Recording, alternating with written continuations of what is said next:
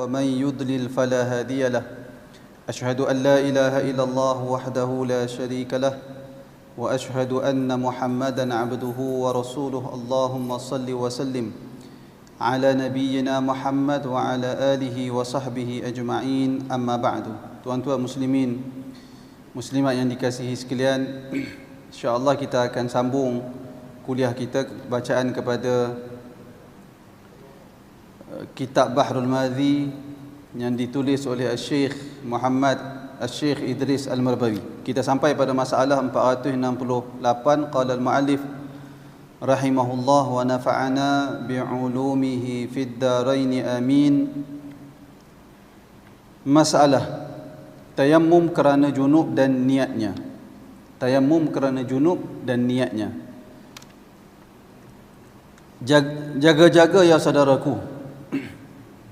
Niat tayammum itu janganlah sekali-kali niatkan tayammum kerana mengangkatkan hadas. Dengan sebab bukan ia mengangkatkan hadas, bahkan maulah berniat nawaitu tayammuma listibahatis salah. Yang bermaksud aku niat tayammum kerana mengharuskan sembahyang, ataupun niatkan nawaitu fardat tayammumi, yang bermaksud aku berniat fardu tayammum. Melainkan pada mazhab Abi Hanifah terangkat hadas dengannya dan menempati tempat mandi ia pada mandi junub dan tempat wuduk pada mengambil wuduk. Baik, Syekh Idris seperti mana biasa yang pegangan yang dipegang oleh majoriti, kita boleh kata majoriti ulama mazhab Syafi'i, yang mengatakan niat setiap ibadah perlu kepada niat. Maksud saya semua ulama sepakat ibadah mesti ada niat. Cuma para ulama, para fuqaha Syafi'i, mereka berpandangan mustahab, digalakkan seseorang sebelum dia memulakan ibadah dia kena talaffuz, melafazkan niat. Setakat saya makan saya, majoriti ulama kata mustahab. Mustahab ni satu yang dianjurkan, satu yang digalakkan. Isu niat ni menarik juga untuk kita bincangkan. Saya secara peribadi, saya melihat isu niat ni bukan isu lafaz niat. Isu lafaz niat bukan isu besar. Isu lafaz niat bukan isu besar. Berdasar di dalam sunnah tak ada bukti yang menunjukkan Nabi dan para sahabat melafazkan niat, dan tidak ada juga bukti di dalam sunnah yang mana Nabi pernah menyuruh lafaz niat, tak ada. Kerana niat yang dikatakan niat adalah apa yang ada dalam hati. Kehendak melakukan sesuatu itu adalah niat, dan kita tahu apa yang kita nak buat itu adalah niat. Cuma di kalangan fuqaha, termasuk fuqaha mazhab Syafi'i, mereka berpandangan mustahab, digalakkan, dianjurkan melafazkan niat. Isunya perbezaan pertimbangan. Di kalangan fuqaha Syafi'i, mereka melihat manusia ni sekarang ni mereka semakin sibuk dengan urusan yang berbagai. Jadi mereka dalam fikiran mereka tu banyak urusan lain. Lalu mereka menganjurkan melafazkan niat. Dan mereka, ulama fuqaha mazhab Syafi'i tak kata wajib. Mereka kata mustahab. Mustahab kerana apa? Untuk membantu hati, mereka sebut sedemikian. Digalakkan melafazkan niat untuk membantu hati. Dan kita kena tahu orang Islam ni terbahagi kepada dua kumpulan dalam bab niat ni. Satu, memberat-beratkan talaffuz, melafazkan niat. Satu lagi seperti macam tak menghiraukan tentang niat. Sebenarnya niat ni penting. Niat menjadi ukuran sah ataupun batal salat, sah ataupun tidak sah sesuatu salat. Sebagai contoh, nak gambarkan betapa pentingnya niat ni. Kita bermusafir dari Perlis nak pergi Kuala Lumpur. Kita nak jamak qasar. Kita naik kereta dengan kawan-kawan. Katalah kita tidur, adalah orang tidur, sebahagian tidur, sebahagian jaga, sampai di RNR Tapah contoh katalah. Sampai di RNR Tapah, kita berhenti nak salat. Bila kita ambil wuduk, bila kita nak duduk di atas saf, kita nak sembahyang, kita nak salat, kita nak jamak ni, jamak antara Zuhur dan Asar. Wajib tak kita ta'yinkan Kita nak salat apa? Zuhur ke asar? Wajib ke tak wajib? Wajib. Mesti. Dia tak boleh kata dia berdiri-diri, Allahu Akbar. Dia tahu dia nak jamak, tapi dia Allahu Akbar. Bismillahirrahmanirrahim. Dia baca Al-Fatihah, dia baca salat 2 rakaat. Kemudian kawan dia bangun yang qamat, dia pun salat Allahu Akbar. Kawan dia kata, hang buat zuhur lu ke asar lu kan? Dia kata, aku mana-mana, salah satu zuhur, mana satu asar. Kawan dia kata, mana satu, hak awal ke aku kemudian? Mana-manalah. Sah ke tak sah sembahyang macam tu? Tak sah sembahyang macam tu. Kerana dia tidak memiliki niat. Dia tidak ta'yinkan, dia tidak tetapkan mana satu zuhur, mana satu asar. Sekarang ni realiti hakikat pada hari ni berlaku tak? Situasi seorang dia pergi salat, Allahu Akbar, dia zero. Dia tahu nak sembahyang tapi dia tidak tetapkan zuhur atau asar. Berlaku atau tak berlaku? Boleh berlaku perkara tu. Sebab apa boleh berlaku? Kerana kita tuan-tuan, hari ini kita, kan saya sebagai contoh, seorang tugas ustaz sebagai contoh. Ustaz itulah pentadbiran, ustaz itulah nak mengajak, ustaz itulah nak bagi jawapan kepada hukum hakam kepada orang ramai, ustaz itulah nak jaga keluarga, ustaz itulah nak pikir simpanan masa hadapan macam mana, ustaz tu nak buat begitu, macam-macam urusan. Macam-macam urusan. Atas pertimbangan-pertimbangan yang macam tu, maka sebahagian fuqaha beranggapan dianjurkan talafuz, melafazkan niat bagi membantu hati. Itu maksud mereka. Dan mereka juga kata dia di luar solat. Sebab tu perbahasan niat ni perbahasan yang panjang dan meletihkan. Majoriti ulama berpandangan niat itu isu tentang talafuz niat kita letak tepi dulu. Isu niat itu sendiri para ulama berbeza pandangan. Dia rukun ataupun syarat. Majoriti ulama mengatakan syarat niat adalah rukun. Niat adalah rukun. Atas perbahasan niat adalah rukun, itu yang timbul Allah tu bila tu mesti sahaja aku kan.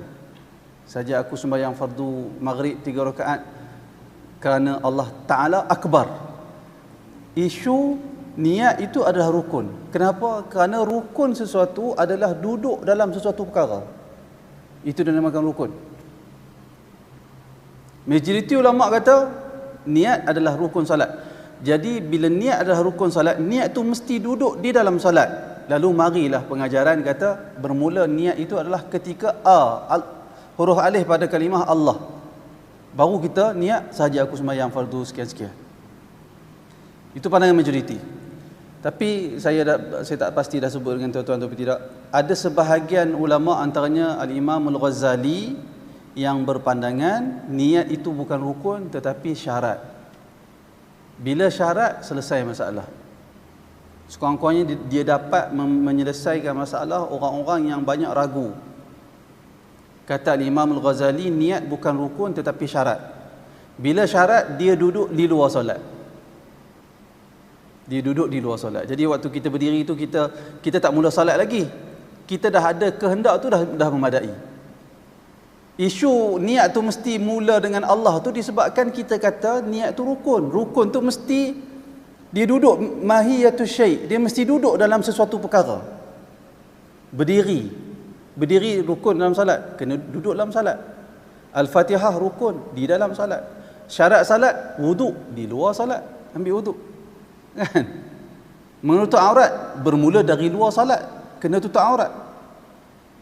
Itu beza antara perbezaan di antara rukun dan syarat. Kerana itu bagi orang yang tak ada masalah dalam tentang niat, kita tak perlu suruh dia lafaz. Kita tak perlu detailkan huraian tentang lafaz. Dengan syarat dia tahu mesti ta'yin setiap ibadat dia. Macam saya bagi contoh kepada tuan-tuan ibadah korban. Saya dengan Syekh Halim pergi beli kambing 2 ekor. Kami pergi 2 orang. Syekh Halim kata, Ustaz saya serah duit kat Ustaz bayar sekali dah dekat tuan punya kambing. Saya pun bayar. Baliklah kami 2 orang. Nak pergi ke kereta ataupun ke lori. Saya pegang kambing tu. Kita tak tentukan mana satu kambing Syekh Halim, mana satu kambing saya. Mai kereta tiba-tiba langgak, mati seekor kambing. Baik, sekarang ni yang mati tu kambing siapa? Yang mati itu kan ambil siapa? Tak berkelahi. Itu sebagai contoh betapa, sebab tu perbahasan ta'yin niat, menetapkan, menentukan itu aku punya, ini ibadat yang aku nak masukkan, dibahaskan oleh para fuqaha. Kerana para fuqaha nak menyelesaikan persoalan yang dihadapi oleh orang Islam. Lalu timbullah. Sebab tu saya kata, kalau dia kena faham. Kalau dia rasa dia tidak perlu kepada lafaz, dia kena faham kedudukan niat itu penting di dalam ibadah bagi memastikan ibadah dia sah. Bukan isu grup mana. Grup ni kata tak ada lafaz niat, saya tak ada lafaz niat. Grup ni kata ada lafaz niat, saya mesti kena lafaz niat. Tak, ketepikan grup-grup tu ni. Sekarang kita nak kebenarannya di mana? Ajaran yang sebenarnya di mana?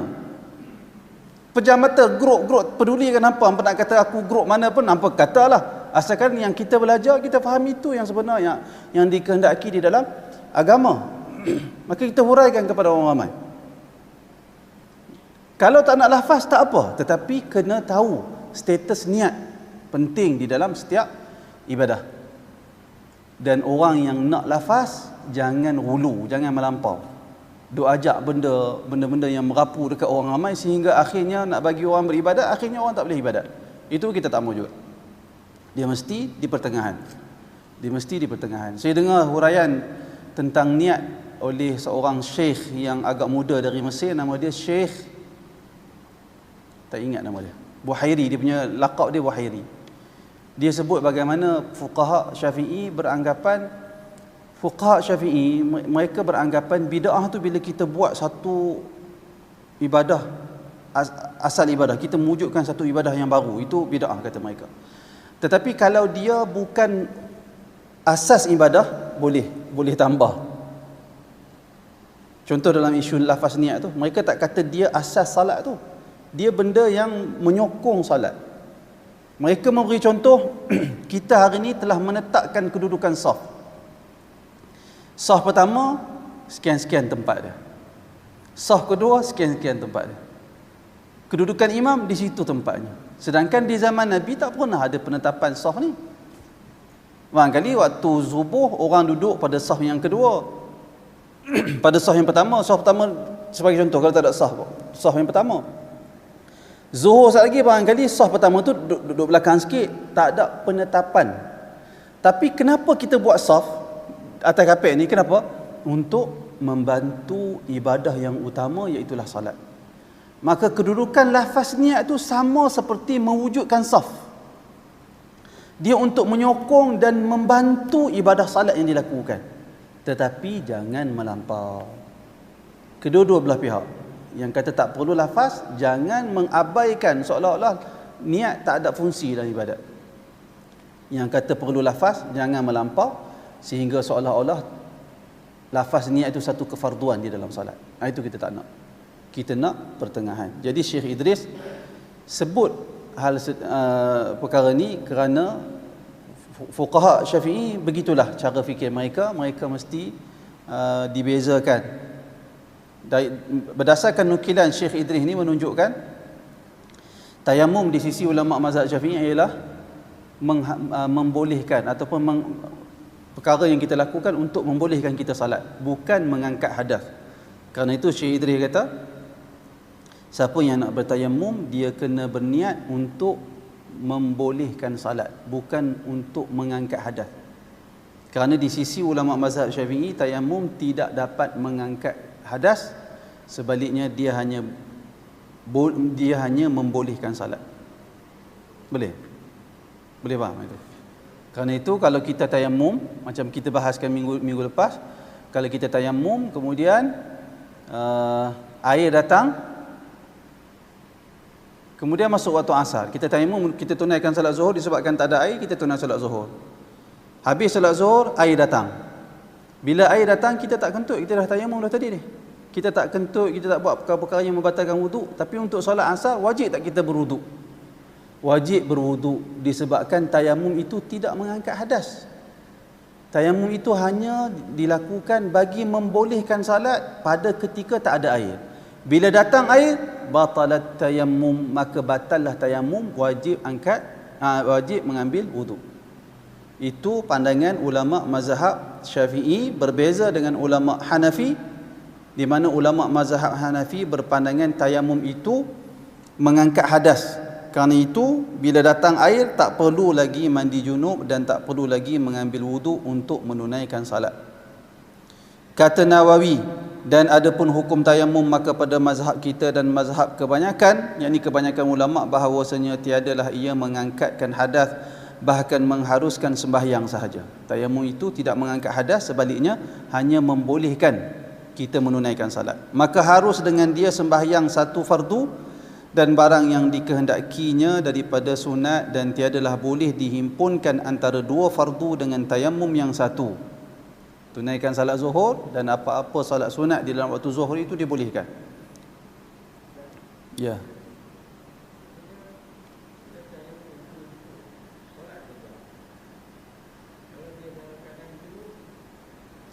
Kalau dia dalam keadaan berjunub, boleh ya, dia tayamum. Tayamum untuk membolehkan solat setelah dia berjunub.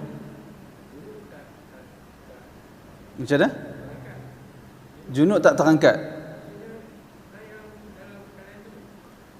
Sembahyang dalam keadaan junub setelah kita bertayamum. Perbuatan tayamum itu untuk membolehkan kita salat. Salat yang telah dilaksanakan dengan tayamum tidak perlu qada lagi. Kerana kebenaran itu kebenaran yang syarak berikan. Dia macam itulah. Boleh betul? Ya? Oh tak boleh kalau bila ayat ada kena ambil wuduk, kena mandi angkat junub.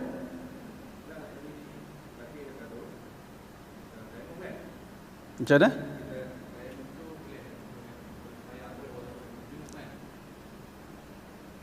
Ha?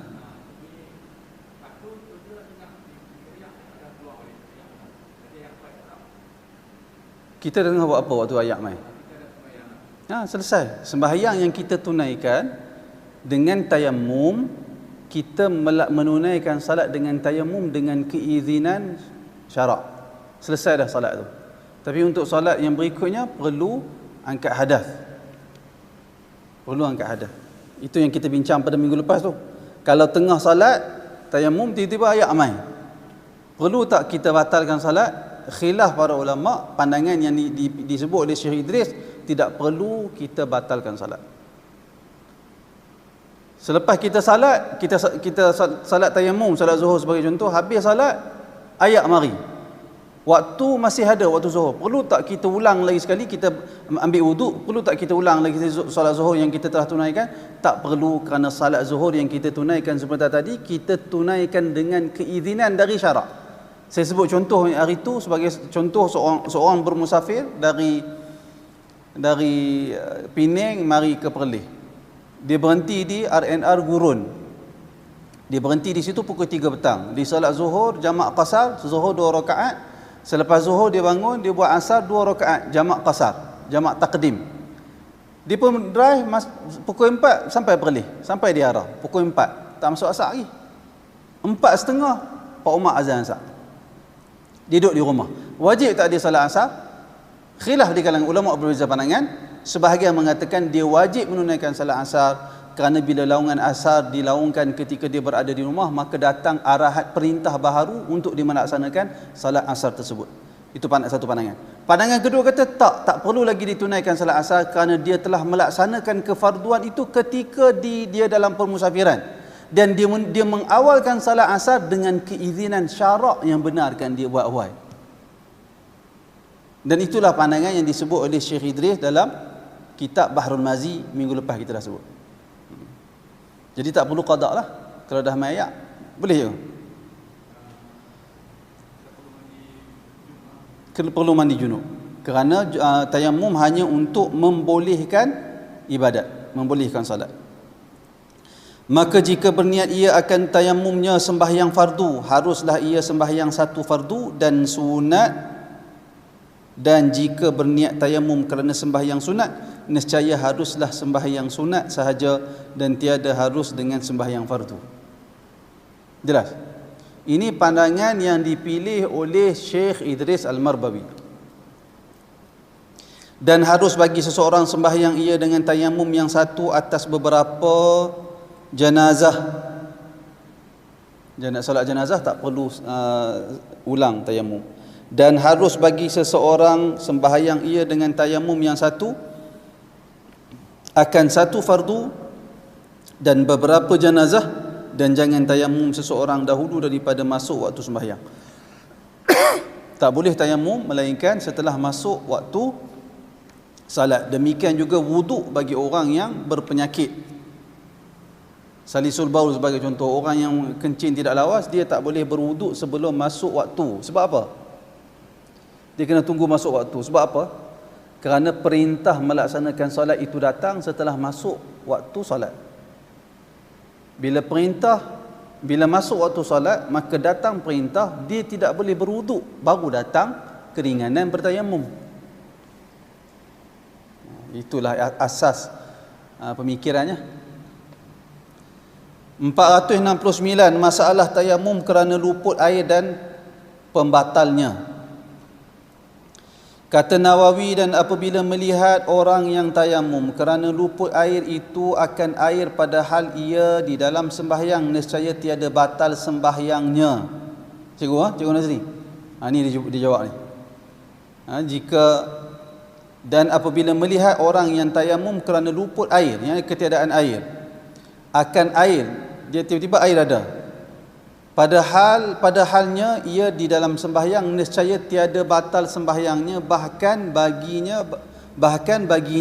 bahawa menyempurna ia akan dia menyempurnakan sembahyang itu, melainkan apabila adalah ia daripada mereka yang lazim akan dia mengulang sembahyangnya, maka bahawasanya sembahyangnya batal dengan melihat air. Lihat masalah nombor 467 dan 564. Wallahu a'lam. Oh, maksud ujung tu.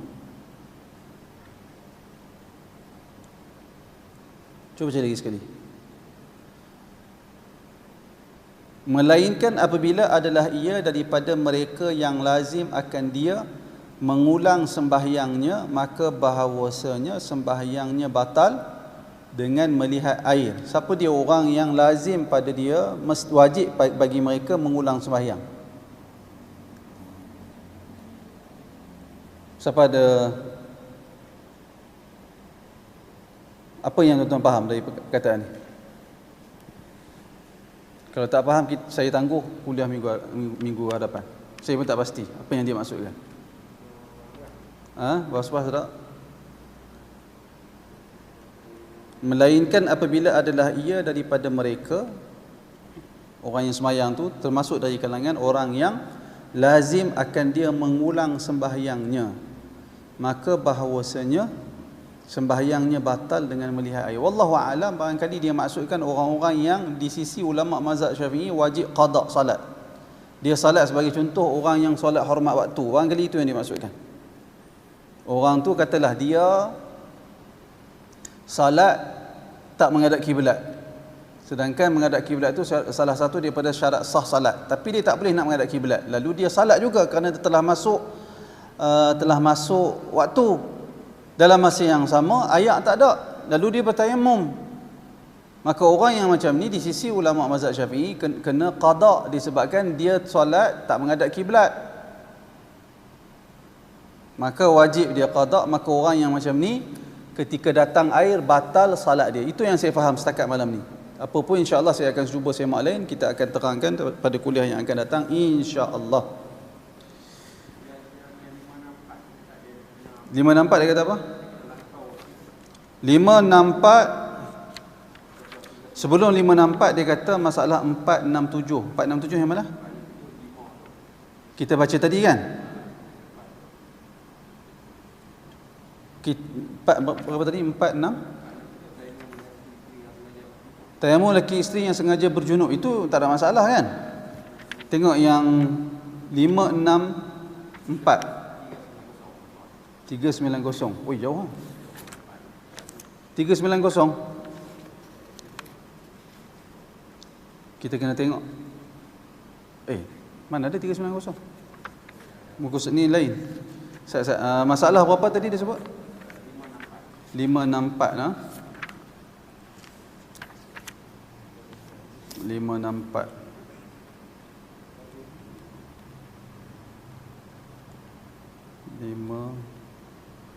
Okey.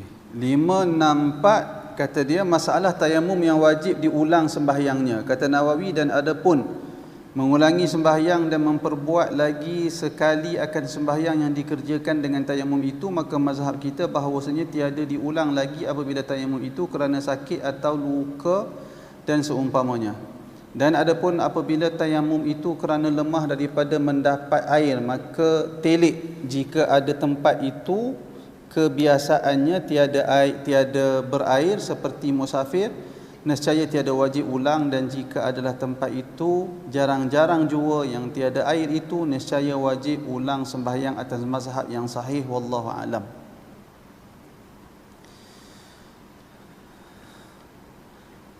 Apa yang kita apa yang difahami? Tengok tempat. Kalau tempat tu confirm tak ada air, dia sembahyang dalam keadaan tayamum, dia tak perlu ulang. Tapi kalau tempat tu jarang-jarang jua yang tiada air, nescaya wajib. Jarang-jarang ada, tapi ada kalanya ada. Berdasarkan kita baca teks dari Bahrul Mazi, itu maksud dia. Ya, cikgu faham. Ya.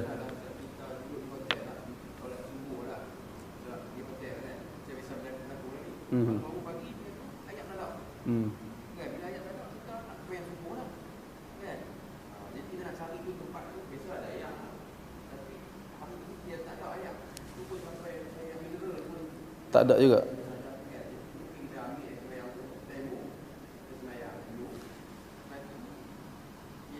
Wajib qada.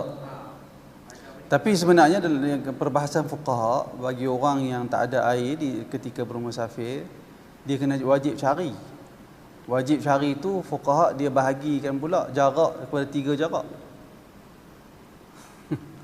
Jarak kita kelui seorang sampai dengar orang tu dengar. Kalau kita yakin pada jarak suara kita panggil orang minta tolong kita dengar, wajib kita pergi ambil air tu. Dia ada jarak, saya pun tak ingat, ada jarak ghaus, ada jarak pembahagian jarak. Jadi kalau dalam hotel tu wajib kita turun untuk pergi kedai beli air kalau kita ada duit. Melainkan subuh tu akan keluar kan. Keluar tu lain lah, itu pertimbangan yang lain. Itu pertimbangan yang lain. Sekarang ni kita bercakap ni dari sudut mazhab Syafi'i. Dari sudut mazhab Syafi'i. Dan perkara ni bukanlah sepakat ulama. Cuma kita nak faham teks Syekh Idris ni. Setakat contoh yang diberi ni tak apa nak jelas. InsyaAllah saya akan cuba semak. Saya akan cuba semak. Kalau saya sempat nanti kita akan kongsi insyaAllah. InsyaAllah kalau saya lupa beritahulah. Tolong peringat. Mengaji kena macam tu lah. Saya pun kalau tak tahu kena baca balik. Dia paksa saya untuk baca. Itu bagus kalau kita mengaji. Baik. Babu fil mustahadah. Bab pada menyatakan perempuan keluar darah berkekalan yang dinamakan sebagai darah istihadah. Ketahuilah ya saudaraku bahawasanya haid itu ialah mengalir keluar darah perempuan di dalam waktu-waktunya yang maklum. Itu darah haid. Melepaskan dia, betul eh? Melepaskan dia keluar itu oleh bekas anak, betul? Rahim. Kemudian daripada balighnya. Yang ni biasanya darah haid yang disebut oleh para fuqaha, iaitu darah haid ni darah yang adah, darah yang biasa keluar dalam keadaan perempuan itu sihat, bukan kerana penyakit. Itu darah haid. Darah haid adalah darah yang keluar pada seseorang wanita yang sihat, dan darah tu keluar bukan kerana penyakit. Itu darah haid. Dan istihadah itu ialah hanyut darah daripada faraj perempuan di dalam bukan waktunya. Darah haid ada perempuan dia adah, dia ada apa? Tetap darah tu keluar tetap awal bulan sebagai contoh, ataupun pertengahan bulan atau akhir bulan. Tapi darah haid ada juga perempuan yang dia tak kenal pasti. Dia nama mutahayyirah. Nanti kita akan bincang insya-Allah. Kita tengok macam mana tajuk-tajuk perbahasan dia. Manakala istihadah, darah yang keluar di luar dari tempoh haid. Nanti kita akan terangkan. Dan keluarnya itu daripada satu urat yang terbuka, tidak terkatuk-katuk, bernama dalam bahasa Arab al-azil. Al-azil. Betul, ditulis al-azil. Bersalahan darah haid kata segala ulama ialah keluar daripada hujung rahim ataupun hujung rahim, dasar rahim lah. Maka jikalau keluar darah itu lebih daripada adatnya, atau keluar ia bukan waktu keluarnya, atau mengalir ia dengan bersemedangan, berterusan, atau mengalir ia dengan berterusan, maka hukumnya bolehlah perempuan yang kena demikian itu memperbuat demikian ini apabila ia hendak sembahyang. Misalnya, adatnya keluar 6 hari haid ni. Biasa katalah seorang perempuan kebiasaan darah dia keluar 6 hari. Tiba-tiba lebih ia, tiba-tiba bulan yang satu lagi keluar lebih.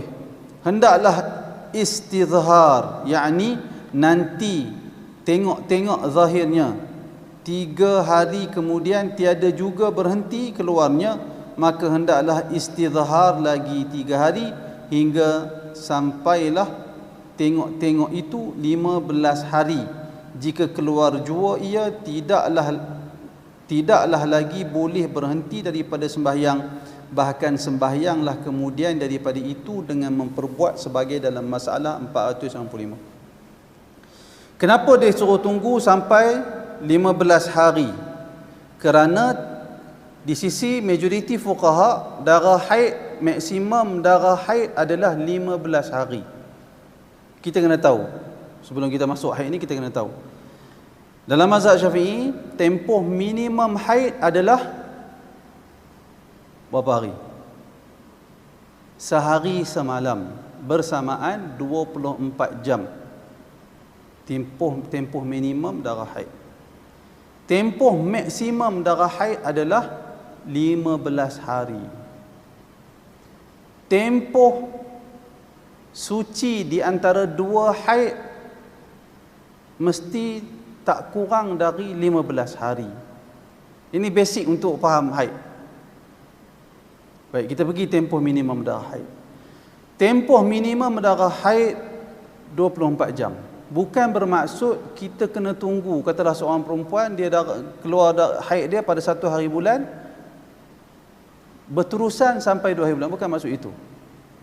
Maksud sehari semalam 24 jam tu, dari hari pertama mari darah haid sampai hari yang ke-15. Dia kena tengok hari pertama tu haid datang berapa jam? 4 jam. 4 jam hari pertama. Hari kedua 2 jam. Ataupun hari kedua tak ada darah, kering. Hari ketiga tak ada darah, kering. Hari keempat mari pula 2 jam darah tu. Berapa dah? 4 campur 2. Dah 6 jam. Hari ke berapa tadi? Dia kira sampai 15 hari. Pasal tempoh maksimum. Dalam tempoh maksimum tu dia kena tengok. Kalau jumlah keseluruhan darah yang datang pada dia dalam tempoh maksimum darah haid cukup 24 jam, maka ke-15 hari itu dia kira dia haid. Haid dia 15 hari. Boleh? Faham? Tapi katakanlah hari pertama sampai hari ke-15, hitung-hitung dia sat mari, sat berhenti, sat mari, sat berhenti, hitung-hitung ada 23 jam. Maka hari pertama sampai hari 15 bukan haid. Yang 23 jam tu istihadah.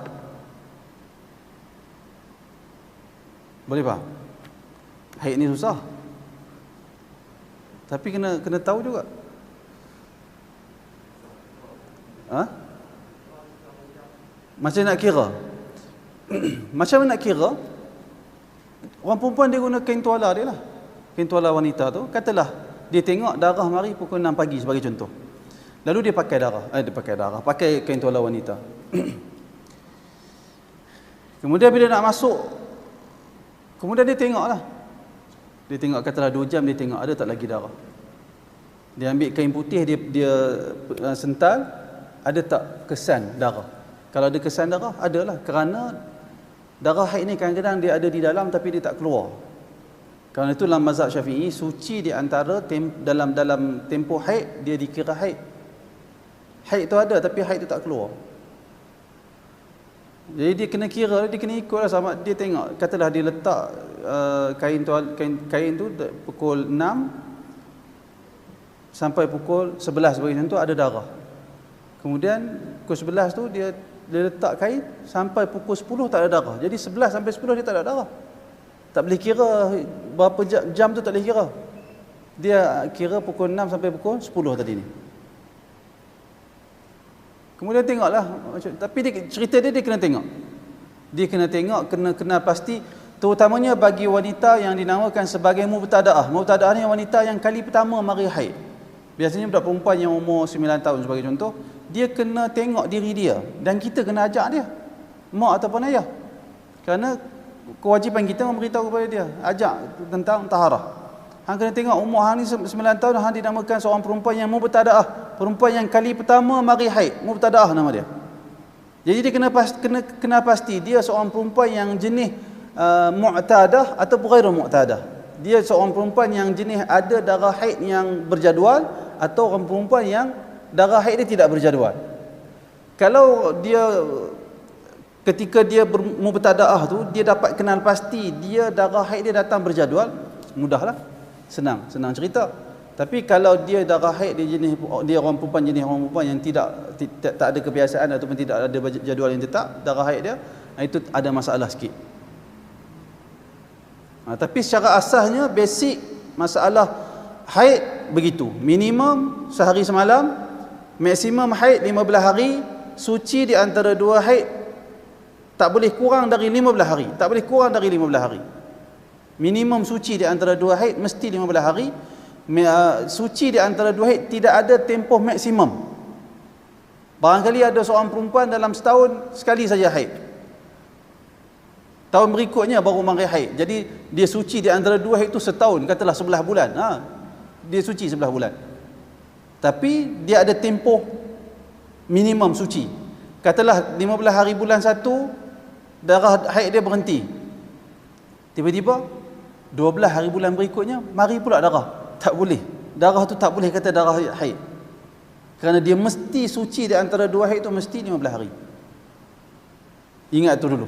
Nanti kita tengok macam mana Syekh Idris pecahkan persoalan haid.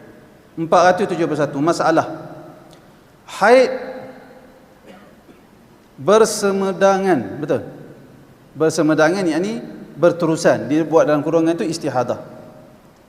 Dan hadisnya, ya saudaraku, telah dikeluarkan oleh Tirmizi akan hadis perempuan haid bersemedangan yakni berterusan dan hukum Nabi atasnya.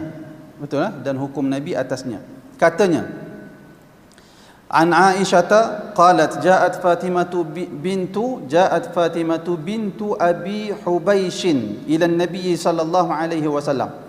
Yang bermaksud diriwayatkan daripada Siti Aisyah radhiyallahu anha, katanya telah datang Fatimah binti Abi Hubaish kepada Nabi sallallahu alaihi wasallam kerana hendak bertanyakan hukum haid bersemedangan yakni berterusan. Faqalat ya Rasulullah inni imra'atun ustahadu fala athuru afa ada'u salah. Yang bermaksud, maka katanya ya Rasulullah bahawasanya hamba itu seorang perempuan yang kena keluar darah haid bersemedangan yakni berterusan. Maka orang yang haid itu hamba tahu tiada boleh sembahyang melainkan kemudian daripada sucinya, maka tiadalah hamba suci. Adakah maka hamba tinggalkan sembahyang? Kemudian apa tu? Amboi ruginya hamba.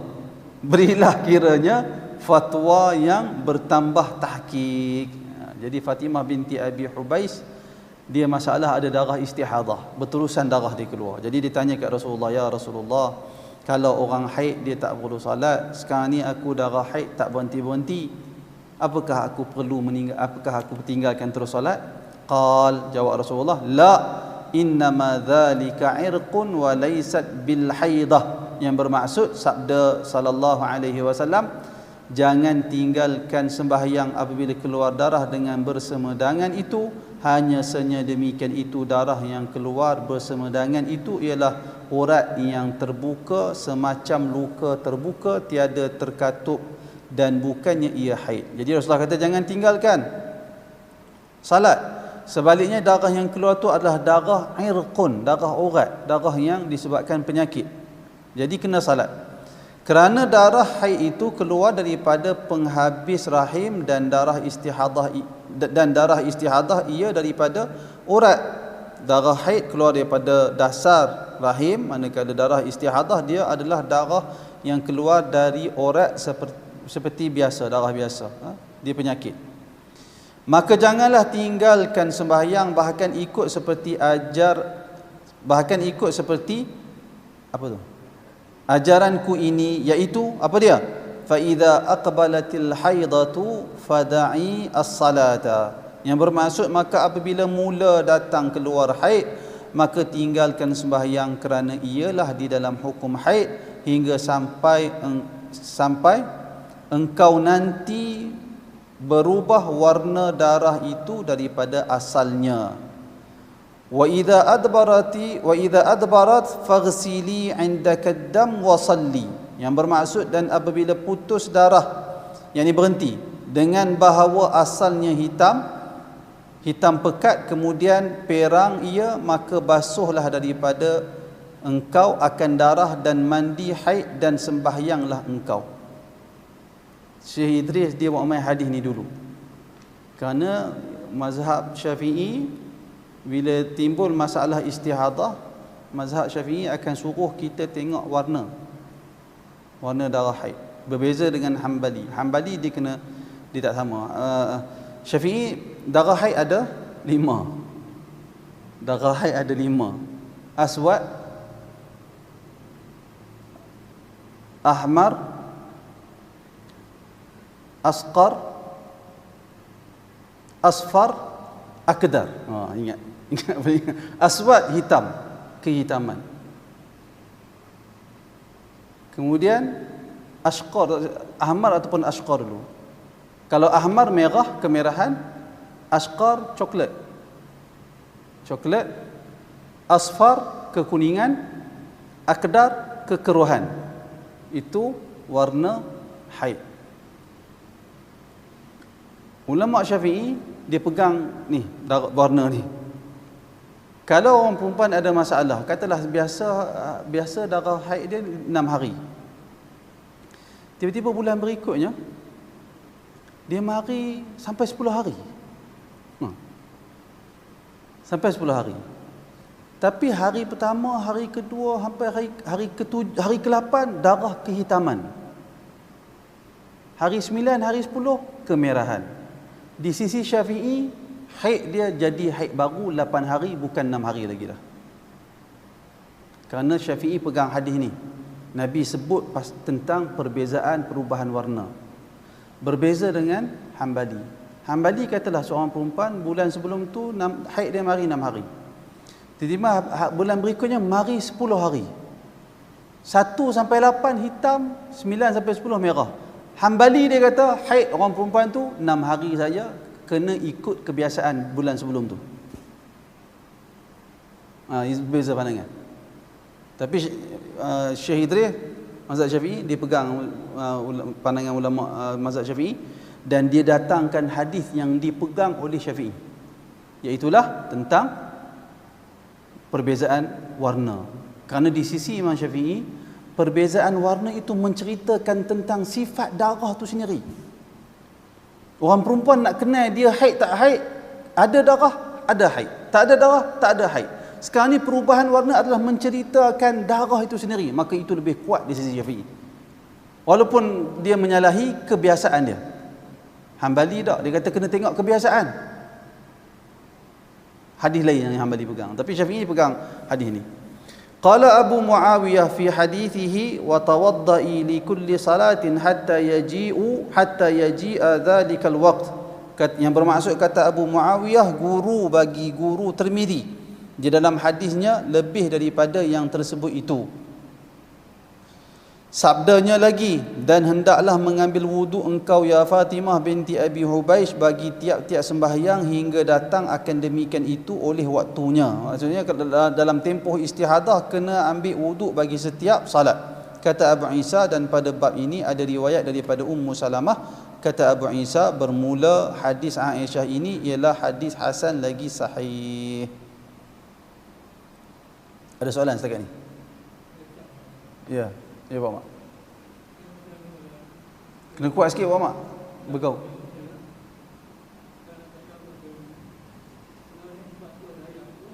Lah ni apa? Tayamum tadi.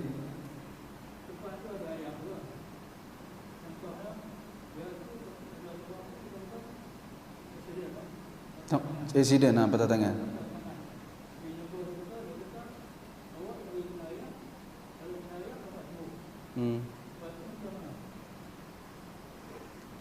Doktor kata tangan patah ni tak boleh bagi kena ayak. Kalau kena ayak boleh lambat, menyebabkan lambat sembuh. Dia tak boleh kena ayak di situ. Dia tak boleh kena ayak. Dia katalah dia accident di tangan kanan kan? Kiri. Dia di bahagian lengan ni, dan lengan ni adalah anggota fardu wuduk. Dia nak salat, dia ambil wuduk pada anggota-anggota yang lain. Atas simen kan, dia sapu ayak. Dia basahkan tangan dia sapu atas simen tu. Selesailah wuduk dia. Macam mana? Dalam masa tu apa dia? Wuduk, berjunub. Dalam masa tu dia berjunub, dia mandi pada anggota yang sihat. Mari tambah bahagian simen tu, dia basahkan tangan dia sapu keliling simen tu, selesai. Tak perlu buat apa. Itu pandangan yang saya pegang. Selesai. Tapi katakanlah dia bukan simen, dia tak ada simen, bila tak ada simen, dia tak boleh guna air, dia tak boleh tayamum. Sebagai contoh, dia luka tangan dia, seluruh tangan kiri ni, sebagai contoh, dia terbakar, contohlah terbakar seluruh tangan kiri, tak ada balutan, tak boleh kena air, tak boleh kena. Kita berhenti seketika untuk azan.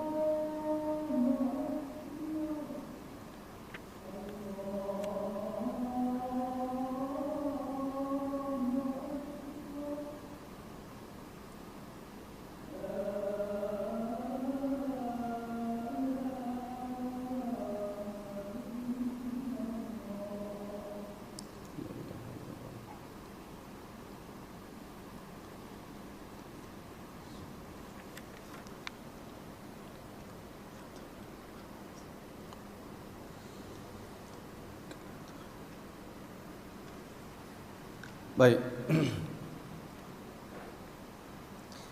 Kalau dia kalau tangan dia patah sebagai contoh, dia pakai simin, dia boleh sapu, dia berwuduk pada anggota yang sihat seperti biasa.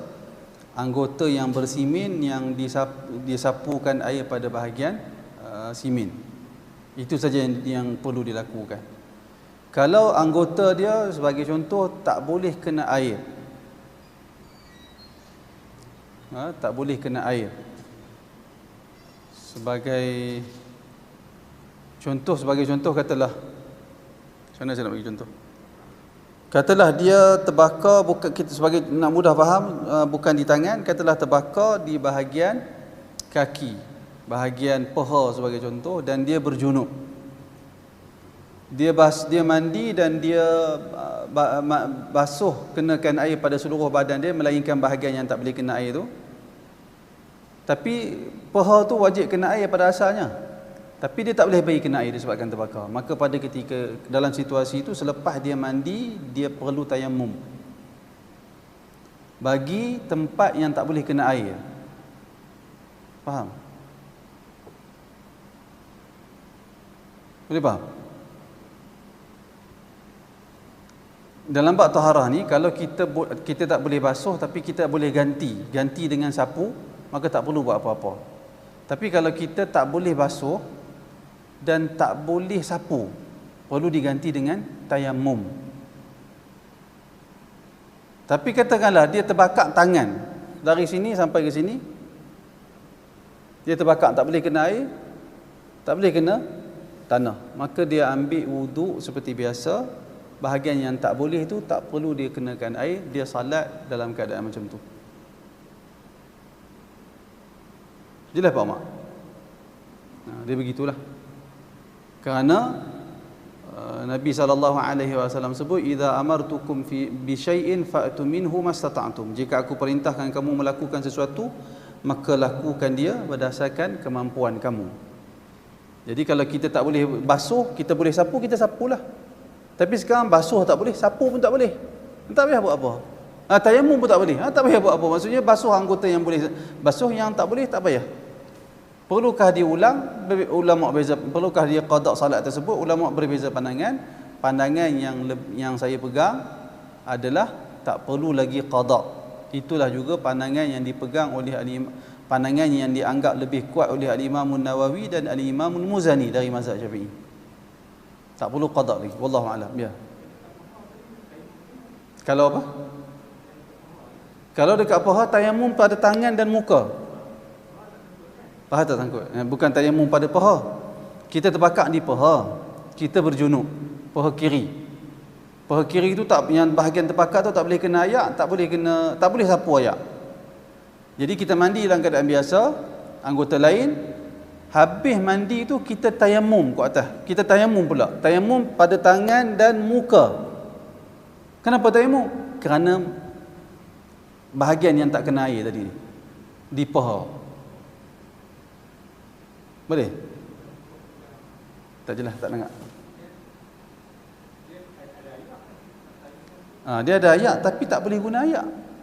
Tayamum ni bukan hanya tunggu tak ada ayak. Orang yang ada ayak tapi tak boleh guna ayak, tayamum.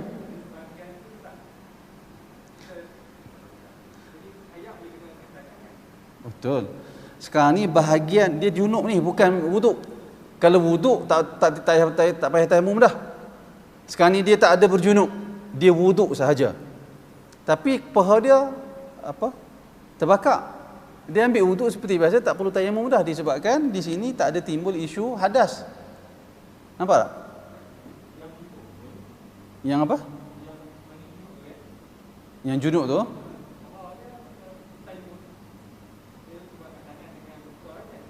Aha. Saya tak apa nak dengar. Tayamum. Betul.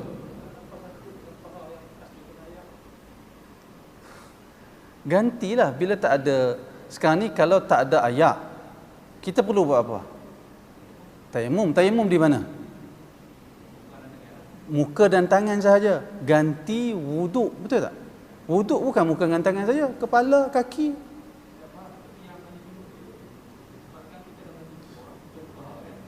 Okey. Okey, sekarang ni kalau kita berjunuk, air tak ada, kita kena buat apa? Berjunuk ni bukan wuduk, berjunuk, air tak ada, kita kena buat apa? Tayamum. Tayamum dia anggota tayamum apa dia? Muka dan tangan. Sedangkan junub tu seluruh badan. Baik, sekarang ni kita tak boleh guna air di bahagian paha, sapu pun tak boleh.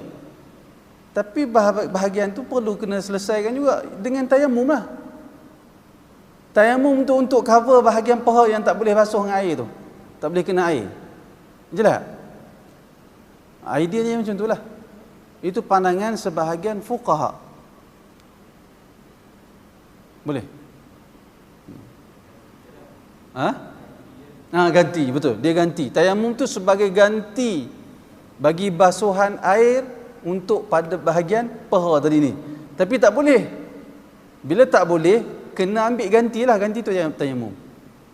Dengan cara kita tayamum tangan dan muka saja. Tak boleh. Disebabkan bahagian paha saja yang tak boleh kena air, adapun bahagian lain ni boleh kena air. Perintah asal adalah guna air. Kena buat dua-dua. Kena buat dua-dua. Ada soalan lain? Ya, Muhammad. Haid memang wanita, Muhammad. Okey.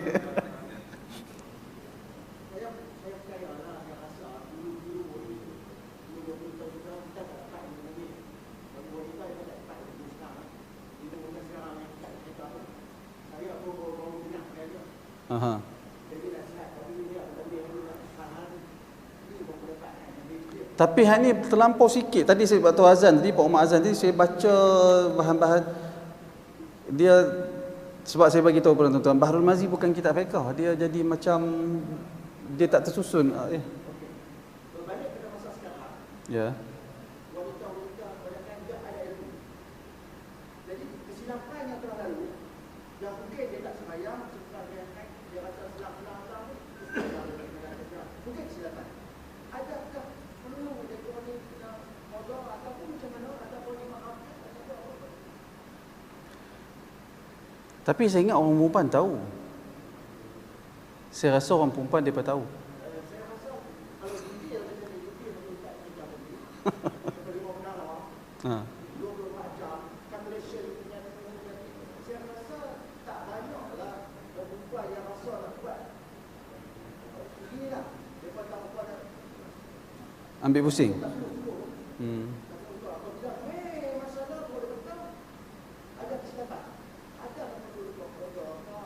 Kalau pasti kena qada.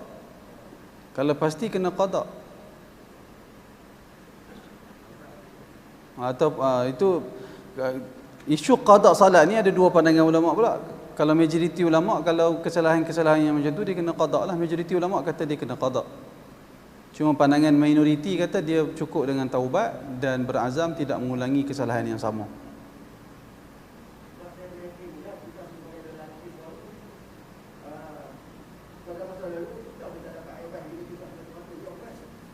Tapi biasanya orang perempuan ni mereka ada alam mereka dengan kawan-kawan mereka di sekolah mereka tahu juga.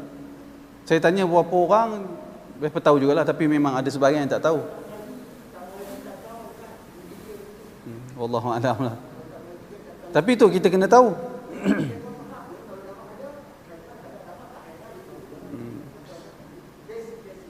Saya ingat, saya tengok tadi beberapa poin dalam Bahrul Mazi tentang darah haid ni, dia agak tak tersusun, dia berselerak.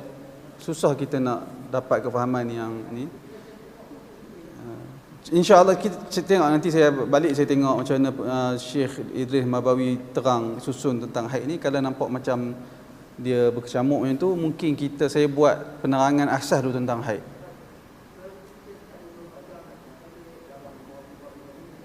Sebab dia haid ni, isu perempuan haid ni ada 7 kumpulan. Macam saya sebut tadi, mubtada'ah, mu'tadah, mutahayyirah. Kemudian dia ada wanita yang mu'tadah, dia lupa waktu dan waktu. Dia lupa waktu dan tempoh. Ada yang dia ingat waktu, dia lupa bilangan. Ada ingat bilangan, ingat waktu, semua tu ada 7 kumpulan. 7 kumpulan orang perempuan yang dalam isu darah ni. Dan setiap satu ada pendetilan dia. Agak ni lah. Kalau tengok nanti macam mana. Kalau saya tengok huraian ataupun poin-poin yang dibuat oleh Syekh Idris dah beri gambaran yang jelas, kita pakai yang kitab Bahrul Maziz je dah. Kalau dia berselerak macam tu, saya buat penjelasan asas dulu, kemudian kita baca yang dia sebut apa dia, supaya nak faham. Ya.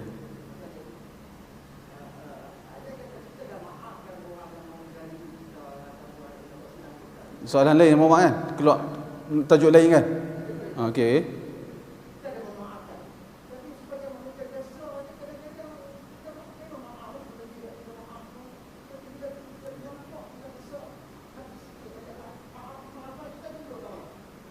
Macam mana sebelum tidur kita nampak macam mana? Tak.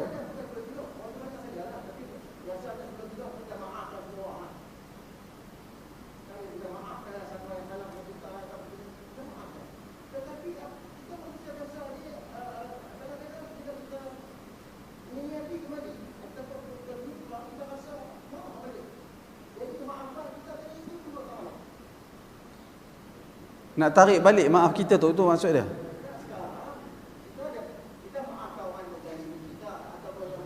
Macam ni, kita maafkan orang kalau orang tu buat salah kat kita, dan kita tak disuruh sebelum tidur ingat aku maafkanlah semua orang. Tak ada benda tu dalam sunnah. Semua pok-pok motivasi, pok-pok karut mengenai motivasi ni mereka-reka.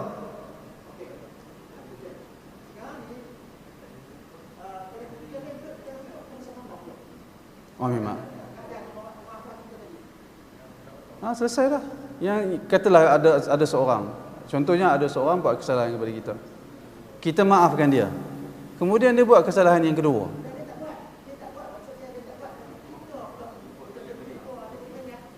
Teringat kesalahan yang dah kita maafkan tu, tak boleh tarik balik. Sebahagian fuqaha kata kalau ditarik balik dia berdosa, kerana dia membatalkan amalan saleh. Memberi kemaafan kepada orang amalan saleh. Fa'fu wasfahu, berilah kemaafan. Dalam Quran sebut.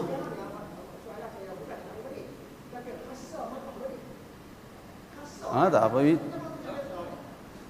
Biasalah hari tu, biasa perkara tu bapak. Kita rasa nak marah, lawan yang perasaan tu. Aku dah maafkan, nanti batal pahala aku. Ya Allah, tolong aku berilah, kuatkan diri aku untuk aku mampu memberi kemaafan. Dan sebab tu kita tak disuruh ingat benda-benda orang yang buat salah dengan kita. Sebab tu Nabi ajak zikir waktu kita duk teringat benda-benda yang membimbangkan kita dan benda-benda yang menyedihkan kita. Benda yang bimbangkan kita iaitulah benda yang tak berlaku lagi. Kita dah risau, kalau nanti jadi macam ni kat aku, mana tahu nanti aku miskin, nanti aku jatuh sakit, siapa nak jaga itu. Itu semua termasuk dalam perkara yang bimbang. Nabi tak bagi kita fikir benda tu. Maksudnya Nabi tak bagi kita terlampau memikirkan benda tu. Sama juga dengan huzun. Huzun ni sedih. Sedih ni biasanya kita ingat benda yang telah lalu. Orang buat kat kita, orang ni buat kat kita. Jangan ingat. Kalau kita ingat benda tu mari dalam diri kita, kita tak boleh buang. Nabi ajak doa.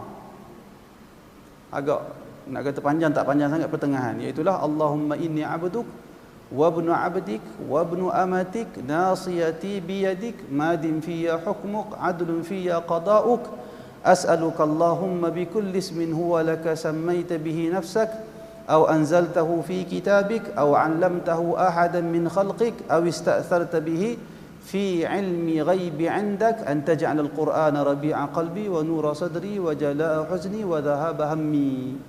Panjang juga tak? Tapi doa dia Masya Allah menarik. Tapi saya nak beri galakan kepada tuan-tuan supaya usaha hafal doa tu. Ya.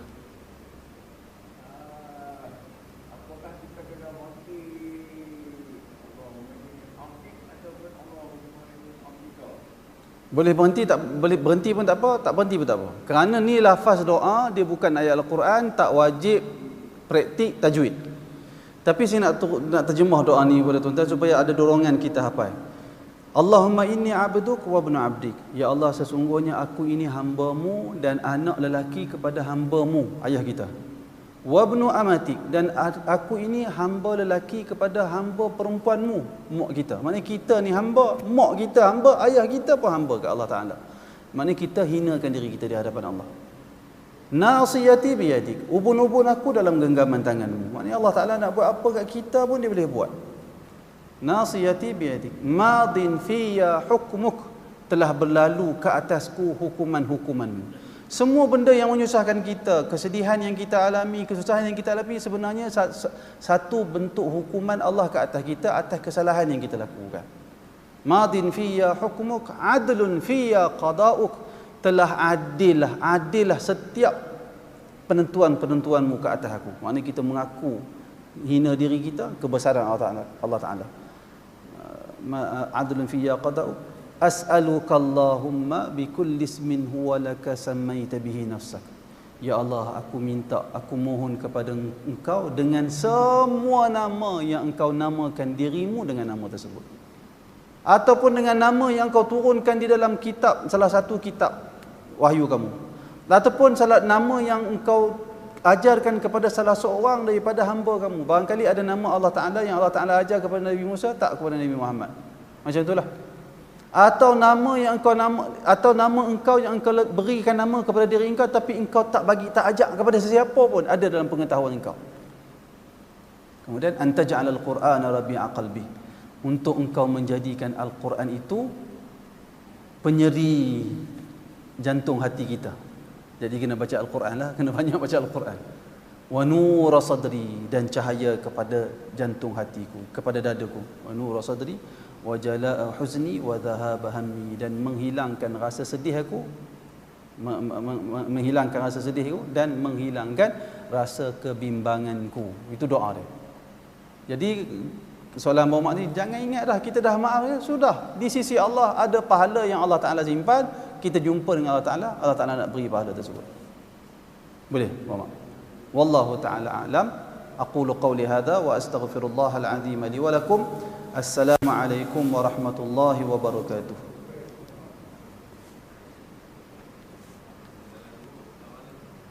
Doa tu Abang Khairi minta